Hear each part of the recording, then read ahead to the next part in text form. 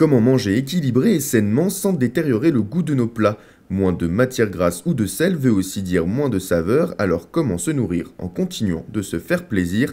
Un compromis est à trouver et la recherche s'active pour y répondre. On perçoit les molécules sapides, c'est-à-dire qui ont du goût, grâce à des papilles, ça tout le monde le sait, qui sont réparties sur la surface de la langue, mais aussi on sait qu'il y en a sur l'épiglotte et sur le voile du palais.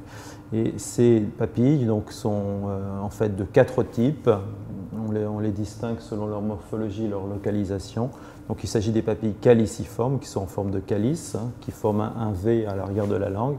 On a aussi des papilles foliées, des papilles fongiformes et des papilles filiformes. Et ces papilles renferment des bourgeons du goût. Vous avez ici un agrandissement du bourgeon du goût. Qu'est-ce que c'est? C'est en fait une sorte d'oignon qui est formé de 50 à 100 cellules. Et parmi ces cellules, on a des cellules qui sont capables de détecter les molécules sapides, qu'on appelle les cellules gustatives. Donc ces cellules gustatives, en fait, contiennent les détecteurs du goût, les récepteurs par exemple, qui vont être stimulés par les molécules sapides. Ensuite, il va y avoir une réaction dans la cellule qui va être liée à l'activation, qui va entraîner donc la libération ici d'un neuromédiateur, qui va être à l'origine d'un signal nerveux, qui va être ensuite envoyé vers le cerveau via 3 nerfs principaux qui sont le nerf de la corde du tympan, que vous voyez ici, le nerf glossopharyngien et une branche du nerf vague. Et ensuite, donc, ce signal va être interprété par le cerveau et on va avoir ensuite une perception consciente des saveurs. 5 fruits et légumes par jour, manger, bouger ou encore diminuer la teneur en sel, en sucre ou en matière grasse, autant de messages pour la santé publique, parfois difficiles à mettre en pratique. En fait, il est difficile de se passer de beaucoup d'ingrédients, puisque en fait, bon, ils ont tous des propriétés multiples. Hein, c'est-à-dire que bon, on a le sel, le gras, le sucre. Bon, le sel, on sait qu'il sert à saler un aliment, mais souvent, il est aussi important pour la texture, la structure du produit. Par exemple, dans le fromage, hein, si on met peu salé, très salé, donc on va avoir des textures qui risquent de changer. Bon, le sucre, on n'en parle pas. Si on fait un gâteau sans sucre, on voit ce que ça peut donner. Le beurre, c'est pareil, hein, c'est un aliment gras. Bon, on sait qu'un gâteau sans beurre, c'est pareil, ça va donner quelque chose d'inacceptable. Mais on sait que la matière grasse aussi est un réservoir d'arômes. Hein. Les arômes sont on va dire, solubilisés dans la matière grasse. Et donc si on a de la matière grasse, on va avoir des problèmes également au niveau aromatique. Donc il est difficile en fait de se passer des différents ingrédients, sel, beurre, sucre.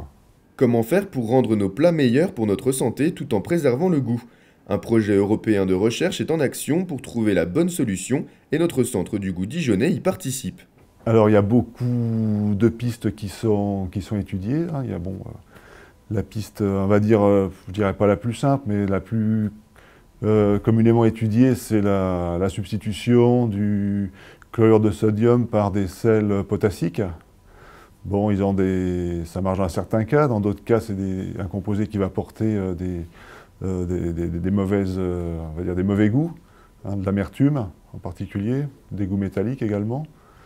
Il y a aussi des recherches qui vont consister à rechercher d'autres types de stimulation, comme par exemple les arômes. Donc ici, on a beaucoup travaillé sur le renforcement de la saveur salée par des arômes. Certains composés d'arômes qui évoquent le salé, hein, par exemple l'arôme de fromage, de poulet, d'anchois, donc qui peuvent renforcer l'impression de salé. Donc ça peut permettre de diminuer un peu la quantité de sel d'un aliment et puis donc avoir une impression de salé. Donc, on a montré qu'on pouvait comme ça renforcer la saveur salée de 20% par exemple. Le sel, le beurre ou le sucre font partie de nos plats depuis toujours et pourtant, il faudrait limiter leur présence au minimum.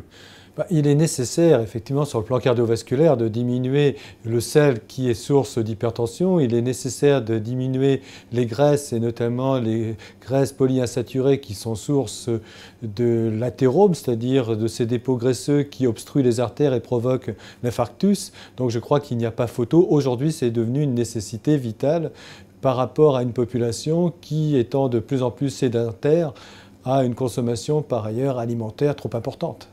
Ne jamais opposer la qualité gustative d'un plat et sa qualité nutritionnelle est la clé. Rassasiement, satiété, Saine Nutriments mène à travers Saine Expérimental son centre de recherche de grandes études sur l'homme liées à l'amélioration de sa nutrition. Alors ici, nous conduisons effectivement des études, donc, comme je l'ai cité, sur la satiété et le rassasiement. À ce moment-là, ce sont des personnes qui vont rester toute une journée avec nous. Ils vont être accueillis le matin dans les locaux. Il y a une salle de restauration juste à côté. Des plats sont préparés ici avec des quantités extrêmement précises de nutriments et certaines substances ajoutées ou non. Et on va leur demander de consommer ces plats à intervalles réguliers et de noter leur sensation de faim ou leur sensation de plaisir ou leur sensation de rassasiement tout au long de la journée pour voir si, en mangeant certains aliments ou d'autres aliments, eh bien, cette appétence va plus ou moins diminuer au cours de la journée. Également, on va faire ici des études sur l'appétence pour les produits, c'est-à-dire la notion de goût.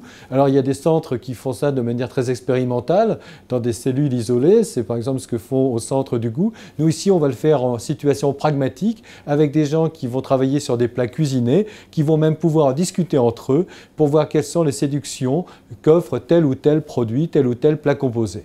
Également ici, nous travaillons sur une approximation de la durée. Pourquoi? Eh bien, je dis approximation parce que c'est très difficile d'évaluer l'appétence d'un plat dans le temps. Mais lorsqu'on essaie de convaincre, par exemple, des personnes âgées de manger des supplémentations en protéines parce qu'elles perdent un peu leurs muscles, eh bien, il est très important d'arriver à les séduire au travers de ce qu'elles mangent. Et nous allons ici travailler bien sur le fait qu'est-ce qu'une même personne acceptera de manger pendant 15 jours, 3 semaines, 1 mois, 3 mois, des produits qui globalement ont un peu le même goût, ou est-ce qu'il y aura des goûts qui vont plus ou moins les séduire. Améliorer les qualités nutritionnelles d'un plat sans renier le goût est donc un challenge complexe à mener, mais Dijon, avec de telles structures, pourrait bien être l'une des villes prêtes à relever le défi. Une réaction? Un témoignage? Commentez ce reportage sur dijonsanté.fr.